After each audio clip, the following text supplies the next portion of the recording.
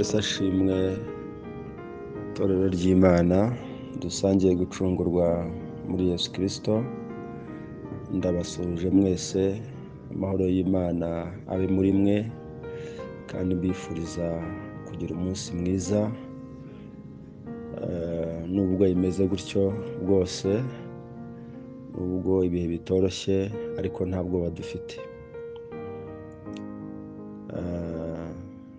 Ni Robert Ndemezo, mwene so muri Kristo Yesu, umubwirizabutumwa bwiza.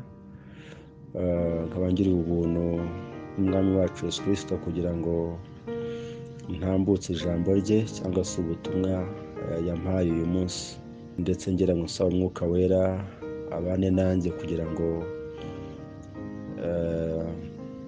aherekeze iri jambo ribashe kugera ku ryateguriwe wese.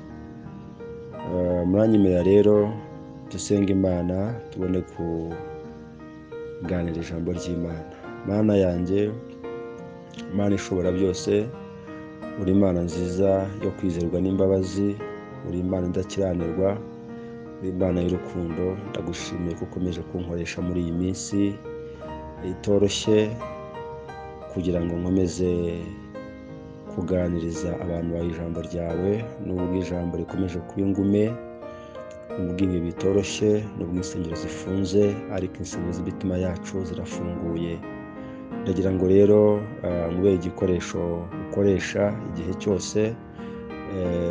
igihe cyose ubishatse kunkoresha. Ndahari ngo ntume kandi unyishemo ibyawe.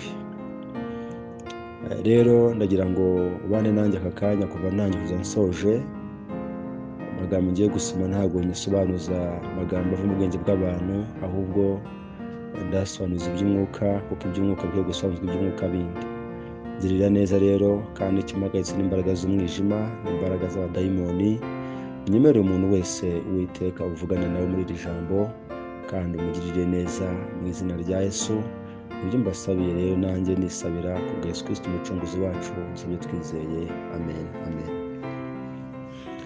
Bene data kandi inshuti bakundwa z'umusaraba wa Yesu Kristo, amazina nababwiye ni Robert Ndemezo, umubwirizabutumwa bwiza. Ndumva atari ubwa mbere mbagaburira ijambo ry'Imana. N'uyu munsi rero ngiriye ubuntu. Reka rero twihute dusome ijambo ry'Imana dusanga mu gitabo cy'umuhanuzi muto Amosi, mu gice cyaho cya 8 umurongo wa 11. Reka dusome nk'uko byanditse. Dore iminsi izaza, ni ko Uwiteka Imana ivuga, nzateza inzara mu gihugu, ntizaba ari inzara y'ibyo kurya cyangwa inyota yo gushaka amazi, ahubwo izaba ari iyo kumva amagambo y'Uwiteka. Kandi 12, kandi bazajarajara bava ku nyanja imwe bajya ku yindi, bazava ikazikazi bajya iburasirazuba, bazakubita hirya no hino bashaka ijambo ry'Uwiteka be kuribona. Uwo munsi inkumi nziza n'abasore bazicwa n'inyota, niko ijambo ry'Imana rivuze. Mwakire neza ijambo ry'Imana. Bene data bakundwa kandi inshuti z'umusaraba wa Yesu Kristo, kugira ngo ntaza gusobanura iri jambo uko nishakiye, uko bidakwiriye, cyangwa se kurisobanuza amagambo avuye mu bwenge bw'abantu, ahubwo mpisemo kugira ngo ndisobanuze iby'umwuka bindi, ndisobanuze amagambo y'umwuka yandi, kugira ngo ubwoko bw'Imana bubashe gusobanukirwa neza icyo umwuka ashaka kuvugana n'imitima yabo. Hari imirongo ya Bibiliya turi bwifashishe muri aka kanya kugira ngo dusobanurire ijambo.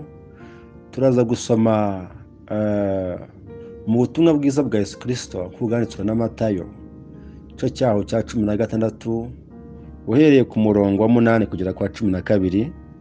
Tuze gusoma n'urwandiko rwa mbere Paul intumwa yandikiye Timoteyo, igice cya 4 umurongo wa 1 kugera kwa 5. Tuze no gusoma mu rwandiko rwa kabiri Paul intumwa yandikiye Timoteyo nanone, igice cya 3 umurongo wa 1 kujya ku murongo wa 10, nibishoboka ko igihe nikibitwemerera. No mu gitabo cyo gutegeka kwa kabiri cya Mose cya 5, igice cya 11 umurongo wa 18, dusoreze mu rwandiko Paul intumwa yandikiye itorero ry'Abakolosayi, 3:16 kujya kuri 17. Yesu abagirire neza kandi Yesu abahezagire. Bene data rero, turi mu gihe kitoroshye. Muri iyi minsi cyangwa se kuva nkihamagarwa, mission ifite nahawe n'Imana kuri iyi si niyo kubwiriza abantu ijambo ry'Imana mu gihe kinkwiriye no mu gihe kitankwiriye, ngahana, nkatesha, ngahugura, mfite kwihangana kose no kwigisha. Kandi nkagerageza gushaka icyitegererezo, kuba icyitegererezo cy'abizera mu byo kwizera, mu byo mvuga, mu byo nkora, kugira ngo kujya mbere kwanjye kose kugaragarira abantu bose. Imana ishimwe cyane. Ibyo rero bigatuma nkomeza inyigisho nigisha no ku bwanjye, nkirinda ku bwanjye, nkirinda ku nyigisho nigisha, nkirinda ku bw'itorero, nkirinda ku bw'igihugu no ku bw'umuryango wanjye, kugira ngo ubutumwa bwiza butabera inkomyi biturutse kuri jyewe, biturutse ku kurangara cyangwa kujya mu bitamfitiye umumaro. Hanyuma rero Imana ibagirire neza. Ndagira ngo rero tuganire ijambo ry'Imana. Bene data, iby'umwuka ubundi bisobanuzwa iby'umwuka bindi, niyo mpamvu navuze ni ndabanza nshaka imirongo nifashisha kugira ngo isobanurire ijambo, kugira ngo ribashe kumvikana. Jyewe ubusanzwe ntabwo mfite amagambo yakwemeza abantu, ariko ijambo ry'Imana ubwaryo rirahagije, kuko ibyanditswe byera byose byahumetswe n'Imana kandi bifite umumaro wo kwigisha umuntu, bikamutunganya, bikamuhanira gukiranuka, bikamuhanira gukiranirwa kwe, kugira ngo umuntu w'Imana wese abashyitse atabuzeho na gatoya, ahawe ibimukwiriye byose, kandi kugira ngo abashe gukora imirimo myiza muri Kristo Yesu. Imana ishimwe cyane. Bene data rero, turi mu minsi itoroshye. Turi mu minsi yahanuwe, Amosi yahanuye ndetse na Paul intumwa yarayihanuye. Iyo dusomye muri Timoteyo wa mbere wa kabiri, igice cyaho cya 3 kugera ku 10, Paul intumwa yarabivuze kugira Timoteyo, ndetse no mu gice no muri Timoteyo wa mbere 4:1 naho Paul intumwa yarabivuze. Turi mu minsi y'imperuka bene data, aho ijambo ry'Imana ryamaze kuba ingume.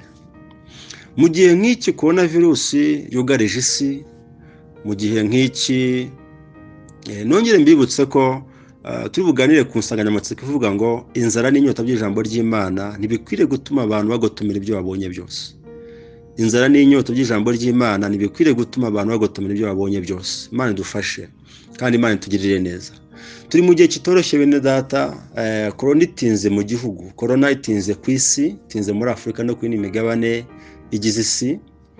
Turi mu bihe bitoroshye, aho imihanda ifunze, ingendo zo mu kirere ntabwo ari nyinshi, aho ubukungu bwaguye hasi, aho insengero kuri aya masaha zifunze nk'uko mwaraye mubyumvishe. Si ubwa mbere leta ifata ingamba zo gufunga, gushyiraho guma mu rugo. Ni uburyo busanzwe kandi tumaze kumenyera, ariko nanone dukomeza kugenda duhombera mu bintu byinshi bitandukanye. Aho mubona amaduka afunga, biro zikaba zifunga, abantu ari kuba mu rugo. Bene data, ntabwo byoroshye. Ni ibihe bya nyuma byavuzwe, ni ibihe Yesu yavuze, ni ibihe Paul intumwa yavuze, ni ibihe by'imperuka dusohoyemo. Ariko nubwo bimeze gutyo, ntabwo badufite. Hanyuma rero ijambo ry'Imana yavuze ngo minsi izaza, niko Uwiteka Imana ivuga, nzateza inzara mu gihugu, ntizaba ari inzara y'ibyo kurya cyangwa inyota, ahubwo yo gushaka amazi, ahubwo izaba ari iyo kumva amagambo y'Uwiteka. Ubwo insengero zifunze, hari abantu bamenyereye guhabwa igaburo ryuzuye, guhabwa ijambo ry'Imana muri twibature. Hari abantu bamenyereye guhabwa ijambo ry'Imana igihe insengero zikora, zifunguwe, zubatswe n'amaboko y'abana b'abantu, zubakishijwe ibyondo. Izo nsengero yego zirafunze nibyo, ariko insengero zacu, insengero z'Imana n'imitima yacu ntabwo zifunzwe. Nkwibutse yuko guterana mu misozi ni byiza, guterana mu rusengero muri rusange muri abantu benshi ni byiza, ariko no guterana wiherereye umutima wawe ni byiza, kuko hari ibyo ubwira umutima. Iyo usengera umutima wawe bituma umutima ukomera, bituma umutima umera neza, ukabasha no kwakira mesaje zivuye mu ijuru, kuko umeze neza, ufitanye ubusabane n'Imana mu mutima wawe. Hanyuma turi mu gihe kitoroshye, aho abantu bari bafashwe n'insengero bakaba muri korari bagasenga bigakunda. Ubu ngubu uko insengero zifunze ni nako ibyaha bikomeje kuba byinshi, bikomeje kuzamuka. Nibwo abantu bakomeje kunywera inzoga munsi y'ibitanda, nibwo abantu bakomeje gusambana rwihishwa. Imana yakubise inkoni y'isi kugira ngo byibuza corona, kugira ngo abantu bace bugufi bayumvire, ariko byaranze. Tugeze mu gihe rero ijambo ry'Imana noneho twakuraga mu rusengero, twakuraga mu guterana kwera, abarimu bakatwigisha, abashumba, abapasitoro, bikaduhumuriza tugakizwa. Tugeze mu gihe noneho ubwo buryo butagishobotse, abantu bigiye kuba nk'uko buri muntu wese ashaka Imana ku giti cye, agatungwa n'ayavomye, akagira umwete wo gusoma ijambo ry'Imana no gusenga. Buri muntu wese akagira gusabana n'Imana, kuko Imana icyo ishaka ikeneye ko abantu bagira ubusabane nayo. Umuntu wese agashaka Imana ku giti cye. Ibyo guterana kwera dukora kuri WhatsApp hehe nabyo ni byiza, ariko icyo Imana ikeneye ni umuntu wese ku giti cye, umuhungu, umukobwa, umugabo, agashaka Imana ye kurya ibyo abonye byose, ye kugotomera ibyo abonye byose. None rero iyi minsi Amosi yahanuye, yavugaga iminsi Yesu yavuze ngo nimubona ibyo byose bije bitangiye gusohora, ibyo bimenyetso nababwiye, muze gusoma muri Matayo 24 murabisangayo. Ibimenyetso by'iminsi y'imperuka avuga ngo nimubona ibyo byose bitangiye gusohora, muzarame murebe hejuru, ko umwana w'umuntu azabageze ari bugufi, azageze mu ijuru, azaba arimo gutunka ku bicu, aza muzarame murebe hejuru. Muri bwo muzara umwana w'umuntu atunka ku bicu, afite ubwiza n'icyubahiro. Imana ishimwe cyane. Hanyuma bene data, ibi ni ibimenyetso birimo birasohora kandi ko bigomba kuba. Ahubwo dusabwa n'iki? Turi mu gihe rero ubu ngubu abantu bagiye gutangira kugotomera ibyo babonye byose, kugotomera kurya ibyo babonye byose nta gutuza. Iki ni igihe rero aya magambo Amosi yahanuye. Bene data, iyo uvuye mu isezerano rya kera ugahera mu Itangira ukajya muri Maraki, tubona Imana ikoresha bahanuzi, tubona Imana ikoresha abatambyi, tubona Imana ikoresha abami, tubona Imana ikoresha abacamanza. Ariko ntabwo abo bose n'ubundi batumye Imana imenyekana ku isi nk'uko byari bikwiriye, ntabwo byashobotse. Igeze muri Maraki, Daniel yabahesa, Yesaya yarabihanuye, Yeremiya yarahanura amaganya ya Yeremiya, Ezekiyeli, ukagenda ukageza kuri Daniel, wakukizaho ba Hoseya, ba Yoweri, ba Mose, Obadiya, na ba Yona, na ba Mika, na ba Nahumu, na ba Hagayi, na ba Zefaniya, na ba Zakariya, na ba Maraki.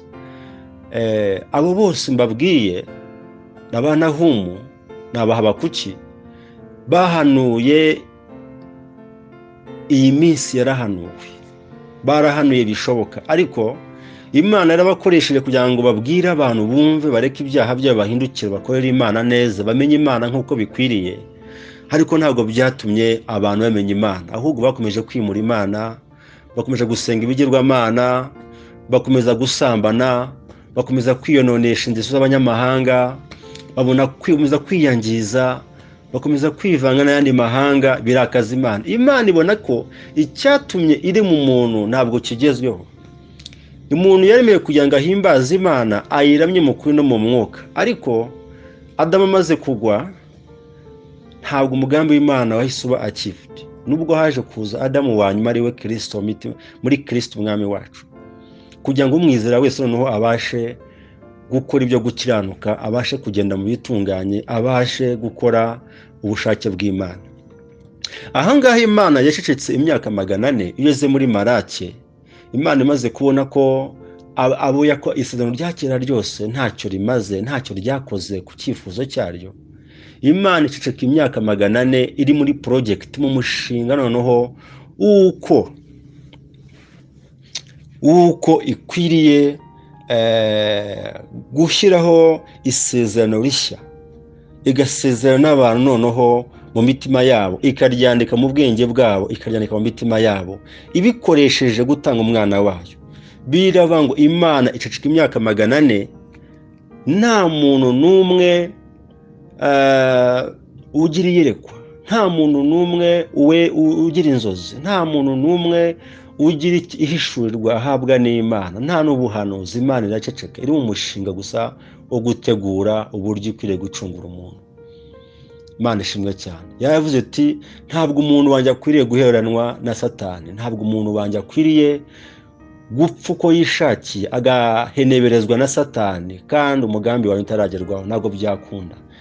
Imara imyaka 400 itavuga, nta kintu na kimwe gitangariza abantu ku isi. Bibiliya iravuga inama mu ijuru iraterana, biba ngombwa ko umuntu ugomba kunuka kuza gucungura umuntu, akazana amategeko meza cyane. Nubwo ataje gukuraho aya mbere, yaje kuyakomeza Kristo. Ariko inama iraterana, Kristo Yesu umwana w'Imana yemerera inama ko agomba kumanuka, akaza kumvira Imana, akaza agasoza ubushake bw'Imana. Imana ishimwe cyane. Akagira ububasha ku bantu.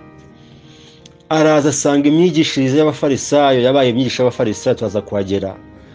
Asanga imyigishirize abafarisayo bafite niye imihango y'idini, ni inyigisho za Mose, ni inyigisho zitarimo guheresha kwinjiza abantu mu bwami bw'Imana, ahubwo ni ukureba ku mubiri w'inyuma, ariko gukizwa imbere nyabyo nta bihari. Yesu rero amaze kugera ku isi, bene data, ntabwo yaje gukura amategeko, ahubwo yaje kuyakomeza. Sifa kwa Mungu, yaje kuyakomeza. Imana ishimwe cyane. Hanyuma rero iyo ya introduction ari mbaciremo kugira ngo mbere ku mugambi w'Imana, nyuma yo kutavuga kwayo ko yasohoje isezerano ryayo rishya nk'uko yabigambiriye kera, kugira ngo abantu bahabwe igaburo ryuzuye, bahabwe ijambo ry'ukuri ribinjiza mu bwami bw'Imana. Imana idufashe kandi Imana itugirire neza. Hanyuma rero tugeze mu gihe gikomeye muri iyi minsi ya none. Yesu yaraje akora nk'uko bikwiriye. Yigeze mu bice 4 arabisobanura, ibice 5 akomeza gusobanura, avuga ko dukwiriye gukora, yirifarinze ku mategeko ya Mose. We aza yakomeza, ntabwo yaje kuyakuraho, ariko byaje gutanga umusaruro kugeza igihe yacunguye itorero ku musaraba, asuka ubugingo bwe, acungura itorero ku musaraba. Hanyuma umwizeye wese, haleluya, uwizeye amagambo ye, uwizeye ijambo rye wese ni guhabwa ubugingo buhoraho. Bene data rero, turi mu gihe abantu bo guhabwa inyigisho zidakwiriye, barimo baragotoma ibyo babonye byose. Ubwo ibihe nk'ibi bitoroshye, muri 24 niho yavuze ibigendanye n'iminsi y'imperuka, arabisobanura cyane, agera aho avuga ko mu gihe cy'imperuka urukundo rwa benshi ruzakonja. Arasobanura, arakomeza, nawe wakwisomera. Tugeze mu gihe rero muri iyi minsi ya none imihamagaro yabaye myinshi. Hari abantu bamwe bahamagawe n'Imana, hari n'abahamagawe, hari n'abihamagaye, hari n'abahamagawe na bene wabo. Ako kajagari rero k'imihamagaro y'abantu bihamagaye n'abahamagaye na bene wabo byageze hejuru, bibabaza Imana cyane, kugeza aho mubona itorero ubu ngubu leta irimo kurikoreramo ariyo yimika abayobozi. Nta yindi mpamvu, nuko abantu Imana yaremye yahamagaye habayemo akajagari k'abantu bahamagawe n'abihamagaye n'abahamagawe na bene wabo bose bagahura. Cyo kivange ko kutumvikana, ko kavuyo, ko kwikunda, iyo nda nini n'ibindi, bituma Imana rero iteza ibyago mu isi. Ibyaha birakomera, ibyago bigezaho bijya mu buturo bwera bw'Imana, mu butambyi birazamba, mu buhanuzi birazamba. Ibi byose byabaye imbarutso yo kugira ngo Imana ifate icyemezo, itange, ikubite inkoni isi, kandi cyane cyane ihereye mu nzu y'Imana. Imana itugirire neza cyane. Noneho rero iyi mihamagaro yabaye myinshi, abantu barayobye rero ubu ngubu. Ni ukuvuga ngo hari abantu bari muri iyi minsi bari baramenyereye guhabwa ijambo ry'Imana barekuye mu rusengero, barigaburi, bari ku ngubu insengero zirafunze. Ariko rero mubwize ukuri mwene data, nubwo mubona amazi yahinduye atari yandi, mukabona ko inzara n'inyota by'ijambo ry'Imana bitumye abantu bajajara impande n'impande, mukwiriye kwirinda kurya ibyo mubonye byose, mukwiriye kwirinda kugotomera ibyo mubonye byose. Ngo abasore nimwe bazajarajara, bazakubita hirya no hino bashaka ijambo ry'Imana, ariko ntabwo bazaribona. Imana ishimwe cyane. Iyo usomye muri Yesaya 55:6 birabanga umushaka Uwiteka byishoboka ko abonwa. Bivuze ngo maze iminsi nisha kuri iryo jambo, hari igihe kizagera tumushake, tumushake, tumubure, twe kumubona. Rero mu minsi nk'iyi ngiyi turasabwa kwitonda, tukirinda kujarajara kugotoma ibyo tubonye byose. Umuntu wese akaba inshuti na Bibiliya, umuntu wese agasenga. Imihamagaro yabaye myinshi kuri YouTube n'ahandi. Murabona ko rero bene data ntabwo byoroshye. Igihe cyose insengero zifunze, igihe cyose inkike, imfatiro z'isi zasenyutse mu nzu y'Imana hanze yayo, abantu bakwiriye kwirinda kujarajara, abantu bakwiriye kwirinda kugotoma ibyo babonye byose, abantu bakwiriye kwirinda kurya ibyo babonye byose, bakwiriye kuba maso bagasenga. Umuntu wese akaba inshuti na Bibiliya. Hari ugera ko ngo reka ngende, ninde muhanuzi wandeberayo, ninde muhanuzi wampanura akambwira uko bimeze. Niyo mpamvu ituma iyo ubundi umuyaga ubaye mwinshi tumenya ko igihe cy'icyanda kigeze cy'amapfa. Iyo imvura iguye hari iki n'iki, tubona ko nanone imvura y'itumba igiye kugwa. Tuzi kugenzura ibihe n'iminsi, ariko tuzi kugenzura ibera kuri isi, kugenzura ibihe by'imperuka abantu ntago babizi, abantu babifashije hasi. Icyo nshaka kuvuga ni kire mwene data uneza amatwi, irinde kujarajara muri iyi minsi ya none. Abahungu n'abakobwa bagiye kujarajara, abasore n'inkumi bagiye kujarajara, abagabo n'abagore bagiye kujarajara, bashaka ijambo ribahumuriza, bashaka ijambo ry'Imana, bashaka ijambo ry'ukuri, kuko ni ibihe bisohoye kandi birageze. Tugeze mu gihe ijambo ry'Imana ribaye ingumi, ijambo ry'Imana rigiye gushakwa ribure. Abantu bakurikize inyigisho zigeneye n'irari ry'amatwi yabo, nk'uko Paul intumwa yabivuze muri yabwiye Timoteyo. Abantu bagiye kuri ibyo babonye byose, ariko wowe wirinde, we kujarajara. Ndakwingize mwene data, wirinde cyane, we kujarajara, kuko inyigisho ziriho nyinshi ni inyigisho ziyobya, ni inyigisho zitanga amaviza, ni inyigisho z'ubuntu, liberté liberale, cyangwa se théologie liberale, inyigisho z'ubuntu zorohereza abantu, ariko siko bikwiriye kugenda mwene data. Wowe bamaso usenge, umutima wawe, wowe n'umutima wawe nimwe bayobozi ubundi. Icyo umutima wawe utunganye urabimenya, niyo umutima wawe udatunganiye Imana nabwo urabimenya. Imana ishimwe cyane, kandi Imana igiriye neza umuntu wese uteze amatwi ijambo ry'Imana. Hanyuma rero bagiye kujarajara cyane. Iyi nzara si y'ibyo kurya, si y'ibyo kunywa, si y'amazi, niyo kubura ijambo ry'Imana. Umuntu wese wasenze, abantu bose bazi Imana ye bazakomera, nibarangiza bakora iby'ubutwari, niko Daniel yahanuye. Kandi ngo keretse baca mu isezerano nta mpamvu, abo bazakorwa n'isoni. Ngo ndetse ngo Uwiteka azabayobesha kubashyashyenga nyine. Umuntu wese uca mu isezerano nta mpamvu, muri iyi minsi Uwiteka azamuyobesha nawe kumushyashyenga. Iyo ubwiye ijuru ngo urakijijwe, rikubwira ko wemewe. Wirinde ko ijuru ritazakwemera ko wemewe ariko utemewe n'ijuru. Imana igufashe kandi Imana ikugiriye neza. Reka twihute dusome mu butumwa bwiza bwa Yesu Kristo ubwanditse na Matayo cya 13:8. Birivuze iki? Ngo Yesu arabimenya, arababaza ati, mwabafite kwizera gukemwa, igitumye mwiburanya ubwanyu nuko mudafite imitsima. Ntimurajijuka, nimwibuka ya mitsima 5 ku bantu 5,000. Mwujuje intonga zingahe? Cyangwa imitsima 7 ku bantu 4,000? Mwujuje ibitebo bingahe? Niki kibabujije kumenya yuko ntababwiye iby'imitsima, keretse ko mwirinda umusemburo w'abafarisayo n'uw'abasadukayo? Nuko bamenya yuko atababwiye ko birinda umusemburo w'imitsima, ahubwo ko birinda imyigishirize y'abafarisayo n'iy'abasadukayo. Ahangaha Yesu yabwiye abigishwa be, bo ntabwo yababwiraga, yari afite ubushobozi kuko yahinduye imitsima 5 ahaza abantu 5,000, afata imitsima 7 ahaza abantu 4,000. rero bagira ngo ni imitsima ababwiye, ariko yarimo kubabwira yuko bakwiriye kwirinda inyigisho z'abafarisayo n'abasadukayo, kuko abasadukayo, abafarisayo nibo abandi usanga boza inyuma y'igikombe ariko imbere ari umwanda. Ugasanga nk'uko ubona imva bayubaka neza, bagashyiraho amakaro, bakayisimitinga neza, iyo urebeye inyuma ubona ko imva isa neza pe, ariko imbere harimo amagufwa aba yaraboreyemo.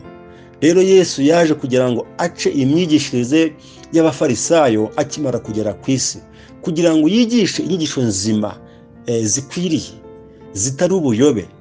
Ubundi umufarisayo inyigisho bigishaga baravuga bati twebwe nta kibazo, nugira ikibazo ati gukizwa ni umutima, ni umutima gusa, ati we kubyitaho, we kureba imyambarire, we kureba imigendere, we kureba imikorere, ati wowe icyo umuntu akwiye kwitaho ni ukureba umutima w'umuntu. Izo nyigisho dufite muri iyi minsi bene data nizo zimaze igihe, zo zigushije abantu bose. Urabaza umuntu ati yewe, ati wirira ku myambarire yanjye, kandi ubwo yambaye ubusa, yambaye kamini kagera hejuru, mbese yambaye ubusa ko ntago ayibona, ngo ngerega ngo Imana ireba umutima, ntabwo ireba imyambaro, ntireba imikorere, ntireba ibikorwa. Ariko mwene data twizera neza ko iyo Yesu yaje kuvuguruza iyo myigishirize y'abafarisayo, kuko icy'umuntu ikiri mu mutima w'umuntu gisesekara hehe ku mubiri, kuko agakiza kuzuye gahera mu mwuka kakajya mu bugingo, kagasohoka mu mubiri, utangira kwera imbuto zikwiriye abihannye. Imana ishimwe cyane. Urugero, umugore utwite ntushobora kumenya iyo asamye inda cyangwa se yatwite, ntawe umenya aho yatwariye inda, abikora mu rwiherero. Ariko iyo agiye kubyara bene data, inda iramugaragaza, inda iramutuga, tangira kwicara mu buryo butandukanye, tangira kwegama, tangira kugenda agaramye, akagenda gake yigengesera, akanera imbuto zigendanye no gutwara iyo nda afite, no gutwita iyo nda afite y'isezerano. Imana idufashe.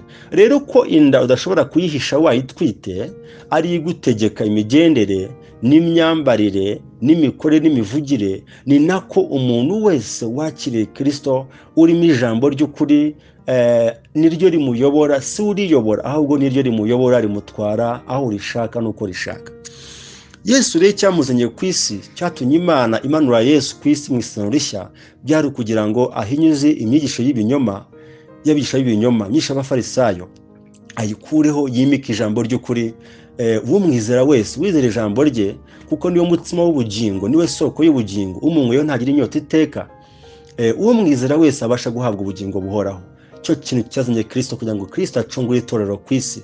Ariko birabaje muri iyi minsi ya none, aho tugwishije abigisha b'ibinyoma, aho tugushije abigisha barimo kwigisha inyigisho zihuye n'irari ry'abantu, n'abantu nabo ntibashaka kwihana ibyaha, ntibashaka kuva mu byaha. Bene data, Imana dushoboze, ntabwo bashaka kuva mu byaha, barashaka kugenda mu nyigisho z'ubuntu, mu nyigisho zo kwiyorohereza. Ariko ibintu by'Imana, mbabwira yuko ibintu by'Imana nta kwiyorohereza kubamo.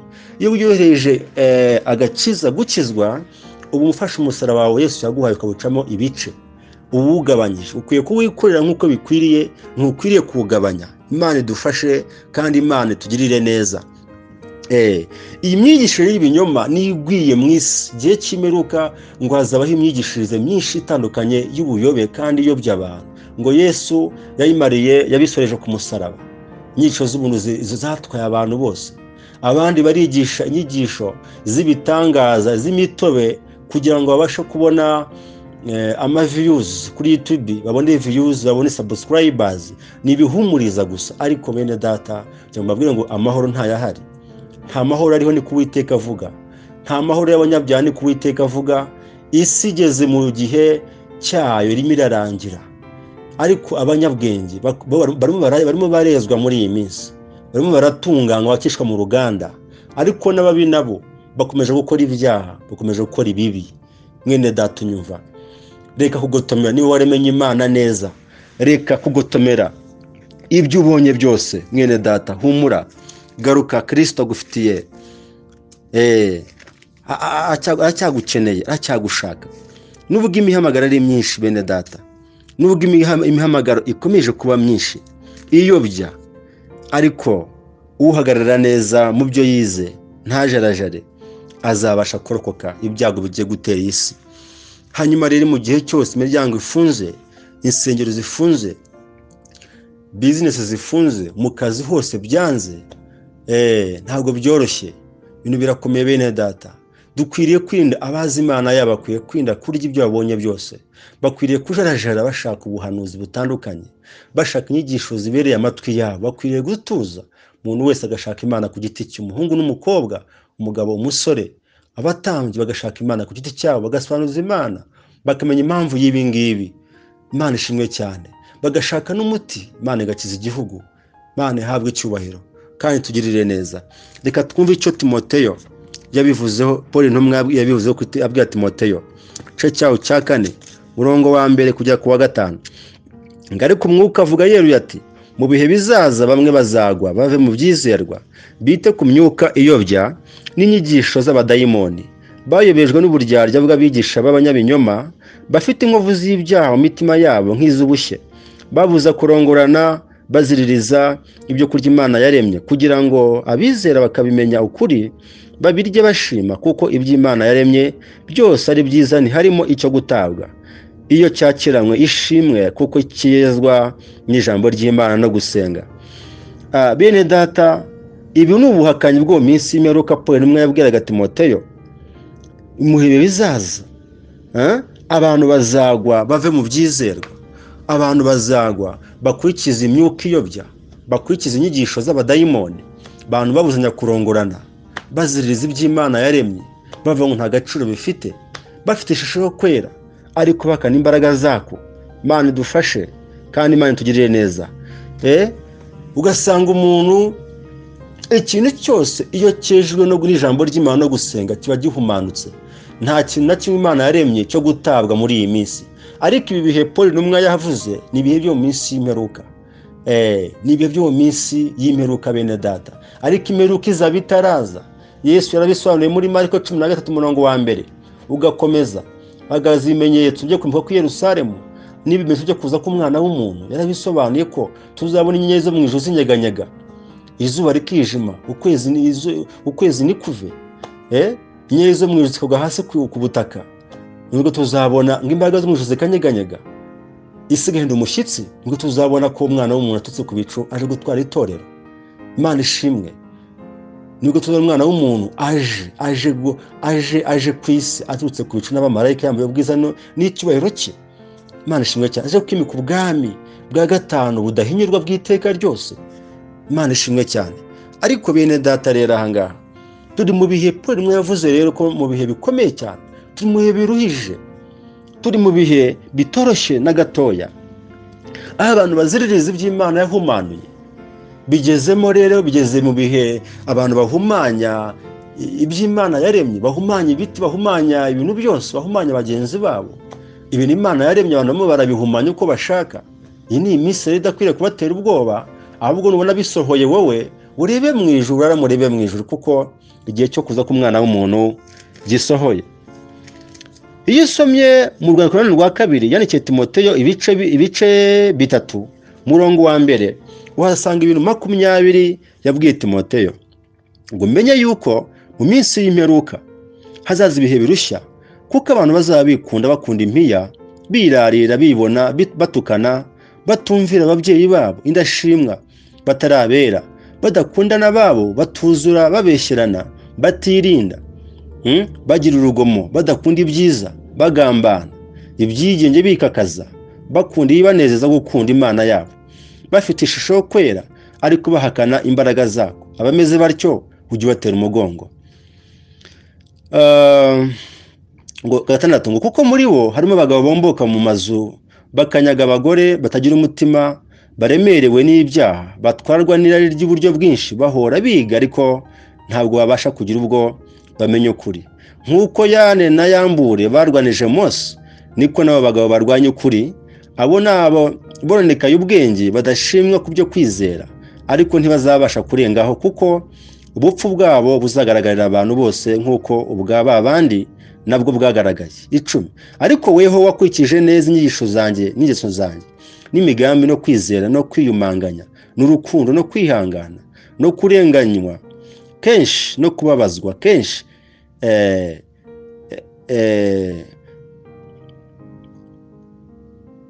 12 icyakora n'ubundi abashaka kujya bubaha Imana bose bari muri Kristo Yesu bazarenganywa. Bene data, aya ni amagambo Paul intumwa abwiye Timoteyo, amagambo akomeye. Kize mu gihe abantu buno ubuhenebere buteye ubwoba buje mu minsi y'imperuka, aho abantu birarira, abantu barirarira, n'uzapfa mu gitondo arakirarira, n'urupfe y'umugoroba arakirarira n'aya masaha ko ashoboye, kafite imbaraga.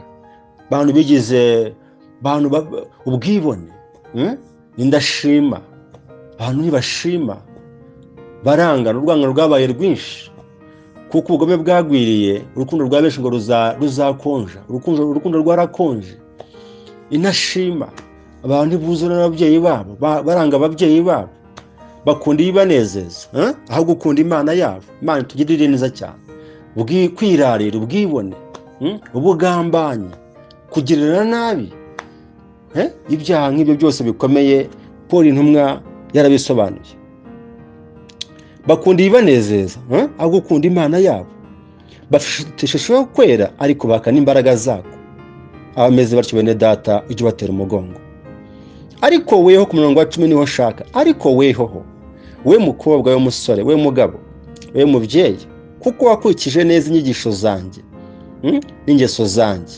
Uwo ni Paul abwira Timoteyo, n'imigambi no kwizera no kwiyumanganya n'urukundo no kwihangana no kurenganywa kenshi ubabazwa. Ntuzemere ibyo ngibyo, uzabitera umugongo. Bene data, ijambo ry'Imana, Imana iravuga n'ubwoko bwayo, imivugana n'abantu bayo ko bakwiriye kwirinda inyigisho z'ibinyoma. Abantu bambaye ishusho yo kwera, abigisha dufite muri iyi minsi ya none bambaye ishusho yo kwera ariko bakana imbaraga z'Imana. Ibyo bavuga si byo bakora, amatitire bafite ntabwo amakingana n'ibyo bakora. Ariko birakwiriye yuko iyi minsi tuyimenya. Abantu birarira, abantu babibone, abantu batirinda mu byo bavuga no mu byo bakora. Indashima, abantu batarabera, batirinda, bagira urugomo, badakunda n'ibyiza ahubwo barabagambana bigize ibyigenge. Abantu barimo barikunda, abantu bakunda amafaranga, abantu barimbuwe n'amafaranga. Bene data, abantu barimbuwe n'amafaranga, abantu barimbuwe n'amafaranga. Ukunda impiya, wowe mwene data neza amatwi, tena ijambo ry'Imana. Ubwo ufite ibyo kurya n'ibyo kunywa, nyurwa nabyo, kuko abifuza amafaranga n'ubutunzi n'amazu menshi, abo ngabo bararimbutse, barimo baragwa mu mitego ya Satani, barimo baragwa mu moshya. Abantu banze gushaka Imana mu maso yayo by'ukuri. Tugeze mu gihe abantu bari biza, abantu bahugiye mu mafaranga, bahugiye muri za business, bahugiye mu kubaka amataje, ariko ntago bazayabamo. Nuko nibabwiza ukuri yuko ntago amataje muzayabamo.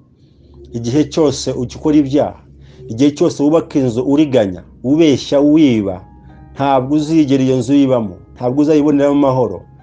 Niko mpanuye, niko ntegetswe, ntabwo bizakunda. Uyu ni umunsi, ibi ni ibihe Imana yemeye ko bibaho. Ijambo ry'Imana ribaye ngume n'ibyo. Bakozi b'Imana, baririmbyi, bakozi b'Imana batandukanye, mwihangane, mwihangane mu b'inshuti na Bibiliya. Mufate umwanya musenge, mupfukame, mubaze Imana, musenge, musobanuze impamvu y'ibi ngibi. Mwe kujarajara hirya no hino mushaka ubuhanuzi, mushaka abahanurira amarangamutima yabo nuko batekereza.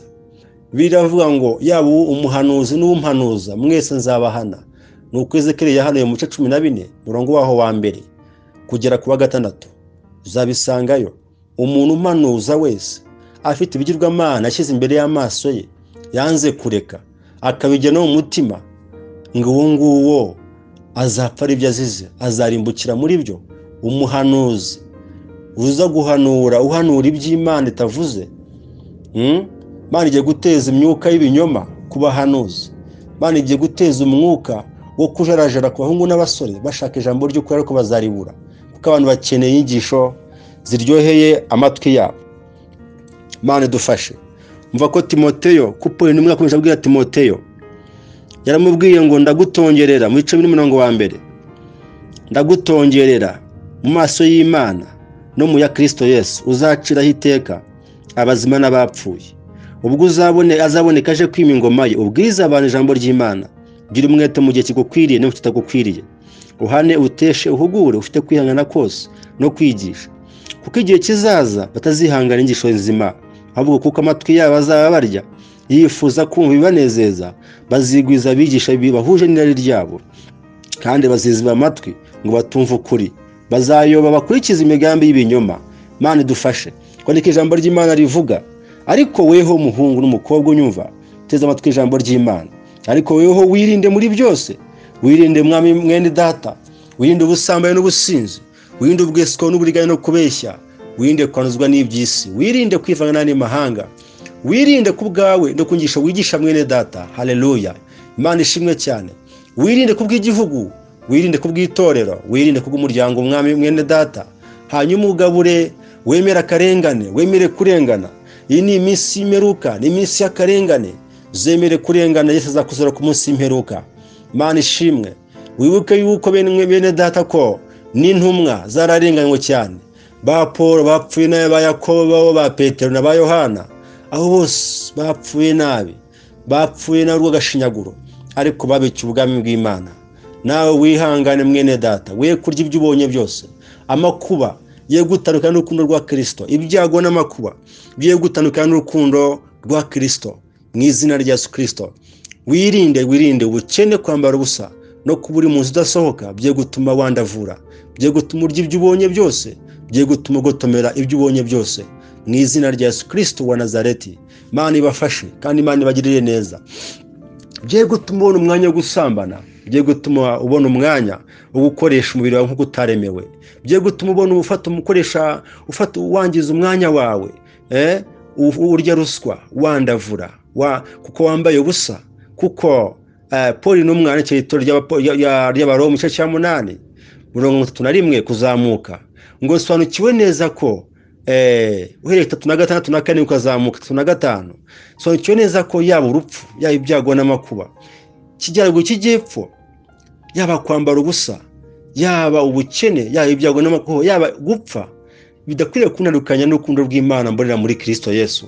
Mwene data, iki ni igihe ukwiriye kwitonda, iki ni igihe ukwiriye kumvira Imana, iki ni igihe ukwiriye kuba inshuti na Bibiliya, iki ni igihe ukwiriye kwirinda cyane, iki ni igihe ukwiriye kugenda mu ngeso nziza. Mu gihe nk'iki nibwo Imana irimo kurinda abayo, nibwo Imana irimo gushyira ikimenyetso ku bakozi bayo by'ukuri, nibwo Imana irimo kurinda abantu bayo. Bene data, mwirinde kujarajara, mwirinde kurya umubonye byose, kuko insengero zifunze, kuko amazu ari guma mu rugo, kuko akazi gahagaze, kuko imihanda mu cyeno hasi igiye gufungwa, ngo bitume utangira gukoresha kononekara, konona umubiri wawe uwukoresha ibyo utaremewe gukoreshwa. Ni umwanya wo gushaka Imana mu maso, ni umwanya wo gukiranuka, ni umwanya wo kumvira Imana. Imana ibafashe kandi bagirire neza. Yisomye Timoteyo 3:14 birivuga iki? Ngo ariko weho ugume mu byo wize, ukabyizezwa kuko uzi uwakwigishije. Mwene data, hari umuntu wakwigishije, uramuzi. Uzi umuntu wakwigishije uwo ari we, umuntu uramuzi. Ntabwo rero wibeshye, uhumura, witabanyika, wijarajara, kuko ntabwo Imana inegurizwa izuru. Nubwo imihamagaro ibaye myinshi, nubwo inyisho ziyobya zibaye nyinshi, ariko woweho kuko uzi uwakwigishije, guma mu byo wize kuko uzi uwakwigishije. Ni ukuri Imana izakurokora kandi Imana izakugirira neza. Turi mu gihe gikomeye cyane. Abantu bose ubona batirinda, badakunda ababo, bindashimwa, bakunda amafaranga, bigize ibyigenge, bagambana, bakunda ibanezeza gukunda Imana yabo, ngameze batyo mwene data, ujye batera umugongo. Bafite ishusho yo kwera ariko bakana imbaraga zako. Imana idufashe kandi Imana tugirire neza. Reka twumve ijambo ry'Imana nk'uko Mose yaryanditse mu gitabo cya 5 gutegeka kwa 2 cya 11:18. Biravuze ngo nuko mubika ayo magambo yanjye mu mitima yanyu no mu bugingo bwanyu, muyahambire ku maboko yanyu, ababera ikimenyetso, muyashyire mu mpanga zanyu hagati y'amaso yanyu. Mwene data, wumvishije ijambo rero, nubwo mfashe iminota myinshi kugira ngo iri jambo ndibigishe, ariko icyo ukwiriye kumenya ni kimwe: aya magambo muyabike mu mitima yanyu, aya magambo muyabike mu mitima yanyu, muyahambire hagati y'amaso yanyu, muyahambire hagati mu gahanga kanyu, muyashyire mu kanwa kanyu, muyuze muyumve. Aya magambo ni ay'Imana, muyabike mu mitima yanyu kuko ibyo bisohoye kandi ibyo birabaye. Imana idufashe kandi Imana itugirire neza. Haleluya. Imana ikugireze mwene data unyumvishe, wumvishe iri jambo. Imana igushyigikire kandi Imana ikugirire neza. Turi mu bihe biruhije cyane. Yesu yaje kuvana inyigisho z'ubuyobe, inyigisho z'imyigishirize y'ibinyoma y'abafarisayo n'abasadukayo. Dukeneye ko dukizwa neza mu mutima, tukaba yudanya kuri mu mitima. Paul yaravuze ngo gukebwa gukebwa no kudakebwa ntacyo bimaze. Igifite icyo kimaze ni ukuba icyaremwe gishya. Iyo umuntu ari muri Kristo Yesu rero aba ari icyaremwe gishya. Bya kera bishize ngo dore byose bihindutse bishyashya.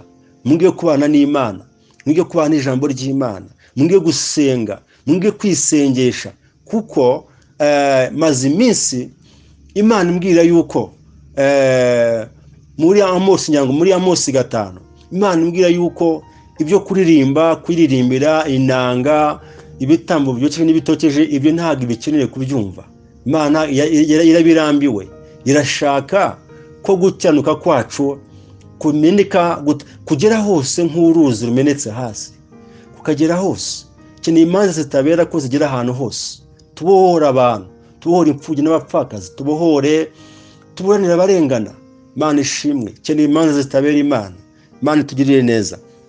Hanyuma nsoza mu gitabo mu Rwanda kandi Paul intumwa cyangwa itorero ry'Abakolosayi 3:16, ijambo ry'Imana avuze ngo ijambo ry'Imana ribe muri mwe mu mitima yanyu rigwiriye, ribe muri mwebwe rigwiriye rifite ubwenge bwose. Muririmbane ibimbano by'umwuka, za zaburi n'indirimbo. Imana ishimwe cyane, kugira ngo Imana ihimbazwe muri byose muri iyi minsi. Reka ijambo ry'Imana rigwiriye mu mitima yanyu, ribe muri mwe rigwiriye bene data. Ijambo ry'Imana ni umucyo umurikira ab'isi, ni itabaza ry'ibirenge byacu. Imana ishimwe cyane. Dawidi yaravuze ngo nzibikije umutima wanjye Mana, rero ntazagucumuraho. Nawe wibikire ijambo ry'Imana mu mutima wawe, ryibikire. Imana izakugirira neza. Imana izagufasha umukobwa w'unyumva, we mugabo, we mugore. Imana izakugirira neza. Imana ishimwe kandi Imana ihabwe icyubahiro. Hanyuma rero ngo ibyo muzavuga cyose, ngo kandi icyo muzavuga cyose, haleluya, ndafashijwe. Ngo icyo muzavuga cyose n'icyo muzakora cyose muzagikore mu izina ryanjye, kugira ngo Imana ihimbazwe muri byose kubw'uwo. Imana ishimwe cyane.